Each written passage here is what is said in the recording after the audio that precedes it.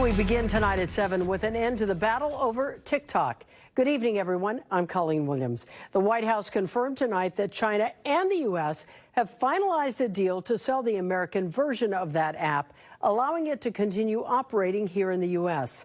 NBC4's Macy Jenkins live at the company headquarters in Culver City for us tonight. Macy. Hi, Colleen. Well, this is a story that we have been bringing you for several months now. The U.S. joint venture is what TikTok is announcing today. And this comes after concerns from the previous and current administrations about U.S. data getting into the hands of the Chinese government. Now, this new venture is called TikTok USDS. That stands for U.S. Data Security. It will be governed by a 7-member board of directors, the majority of which are American. The new CEO of TikTok USDS is Adam Presser, who was previously TikTok's head of operations and trust and safety. TikTok's current CEO, Xiao Chu, will sit on the new board of directors.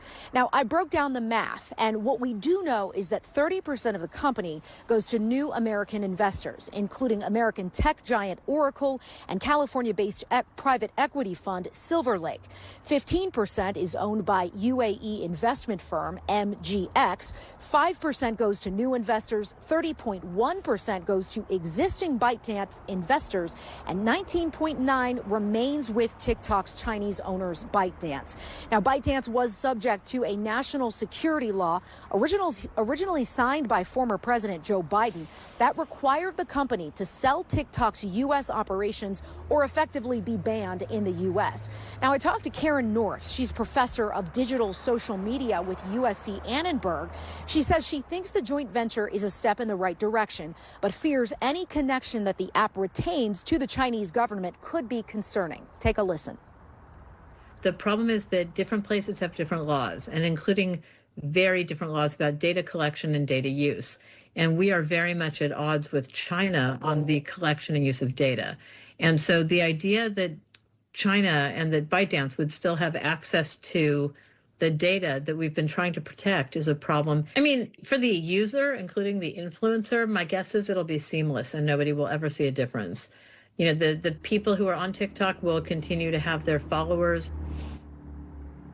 Now, TikTok released a lengthy statement detailing this deal, this joint venture. They say that the joint venture brings the company in compliance with President Trump's executive order from September 2025. I'll just read one quote from this statement. It says, USDS joint venture helps ensure Americans can continue to express their creativity, discover new hobbies and interests, and build thriving communities and businesses on a global scale. We'll have more for you on the story at 11 o'clock. For now, Macy Jenkins, NBC4 News.